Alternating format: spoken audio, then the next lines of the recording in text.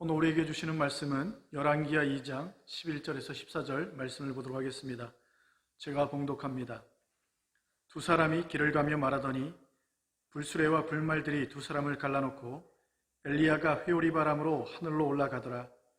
엘리사가 보고 소리 지르되 내 아버지여 내 아버지여 이스라엘의 병거와 그 마병이여 하더니 다시 보이지 아니하는지라. 이 엘리사가 자기의 옷을 잡아 둘로 찢고 엘리야의 몸에서 떨어진 겉옷을 주워 가지고 돌아와 요단 언덕에 서서 엘리야의 몸에서 떨어진 그의 겉옷을 가지고 물을 치며 이르되 엘리야의 하나님 여호와는 어디 계시니까 하고 그도 물을 치매 물이 이리저리 갈라지고 엘리사가 건너니라. 아멘. 오늘 말씀 제목은 끝까지 따라가는 신앙이라는 말씀 제목을 가지고 함께 은혜를 나누고자 합니다. 바알 종교가 북이스라엘을 뒤엎었을 때 하늘에서 불을 내림으로 하나님만이 참 신임을 드러냈던 하나님의 귀한 종이 바로 엘리야입니다. 그 엘리야의 마지막 모습이 무엇인지 기억하십니까? 11절에 보면 회오리 바람을 타고 하늘로 올라가는 것입니다. 그래서 엘리야는 이 땅에서 죽음을 맛보지 않은 사람 중에 하나가 되는 것입니다.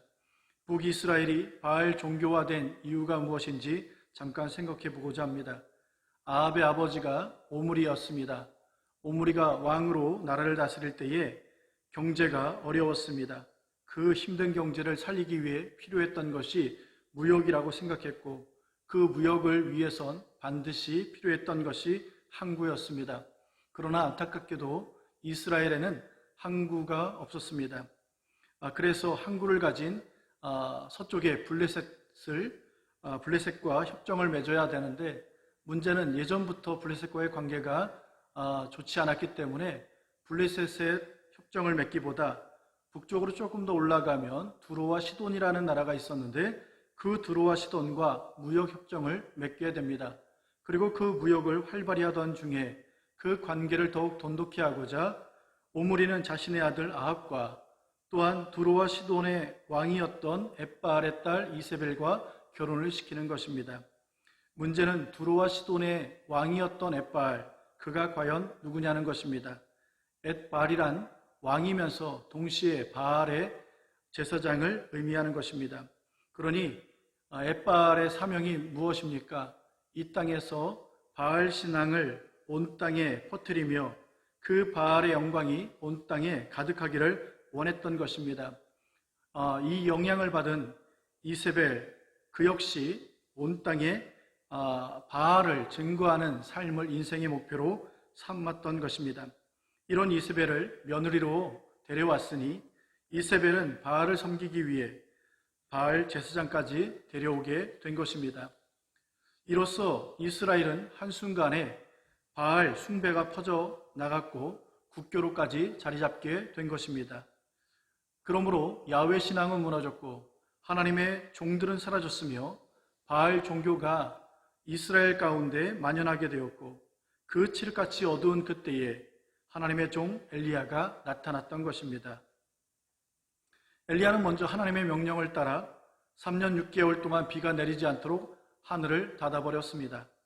이는 하늘을 닫아 비를 멈추게 함으로 농경의 신으로 여겼던 바알이 참신이 아니라는 것을 보여주기 위함이었습니다. 그리고 약속의 기간이 끝날 때 엘리야는 갈멜산에서 바알 선지자들에게 도전장을 내밀게 됩니다. 그래서 각자의 신께 제물을 드리되 하늘에서 불을 내려 제물을 태우는 신이 참신임을 증명하자는 것입니다. 이에 바알 제사장들은 제단을 쌓고 송아지를 통째로 바치고 자기 몸에서 피가 날 때까지 칼과 창으로 찌르면서 바알의 이름을 불렀습니다. 정오에서부터 저녁 소재 때까지 그들이 그러한 행위를 했지만 아무 소리도 없고 아무 응답도 없었습니다. 한마디로 실패한 것입니다. 이제 엘리야 차례가 되었습니다. 엘리야는 제단을 먼저 수축했고 송아지에 각을 떠서 나무 위에 놓고 그것으로 끝난 것이 아니라 물 12통을 그 위에다 부었습니다. 물 12통을 부음으로 나무와 재물을 다 적신 후 도랑까지 물이 가득 차게 했습니다. 이렇게 행한 이유가 뭘까 생각해 보면 하나님이 내린 불이 아니고서는 그 어떤 인위적인 불로도 절대 불가능하다는 것을 보여주기 위함이었습니다. 엘리야가 하나님께 불을 내려달라고 기도하자 하늘에서 불이 내려와 번제물과 나무와 도랑의 물까지 전부 태워버렸습니다. 이로써 이스라엘 가운데 하나님만이 참 신이며 하나님만이 살아계신 그러한 신임을 나타낸 것입니다. 이런 위대한 종을 하나님이 오늘 본문의 휘오리바람으로 데려가신 것입니다. 이때 사람들은 하나님이 엘리야를 데려가면 이제 누가 바알과 싸울 것이며 어둠의 시대에 빛과 진리를 드러낼 수 있냐라고 생각했을 것입니다. 하지만 그들이 놓친 중요한 것이 무엇입니까?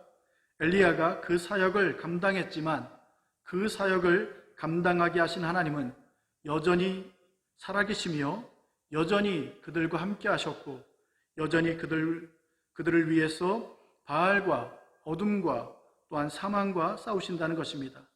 그 싸움을 위해 하나님은 이 일에 합당한 자를 부르시고 세우시고 힘을 주셨던 것입니다. 그래서 엘리야의 뒤를 이어 그 사역을 감당할 엘리사가 세워지는 것입니다.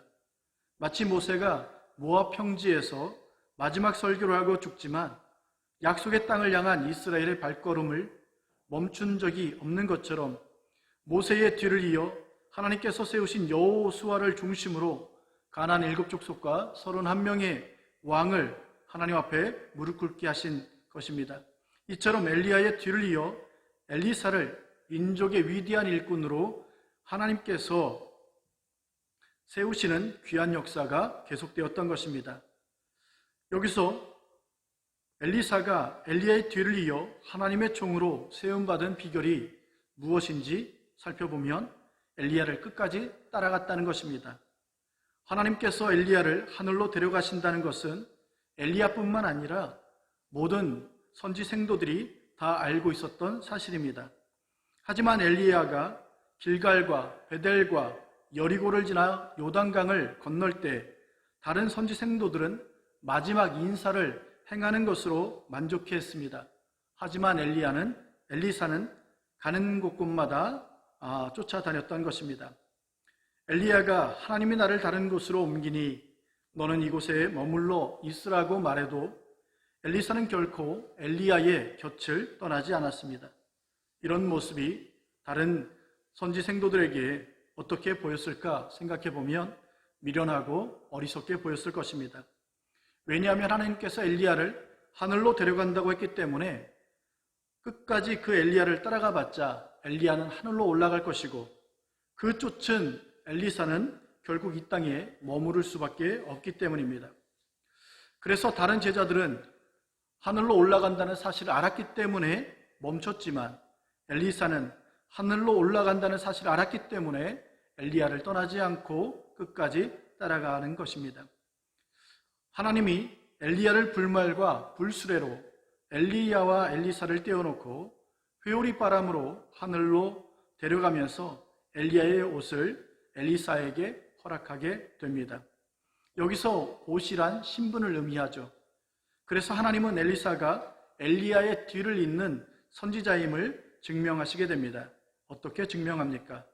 엘리사가 요단 강가에 서서 엘리야의 하나님은 어디 계시냐고 외치며 엘리야의 겉옷으로 물을 치매 물이 갈라져 건너게 하는 것입니다.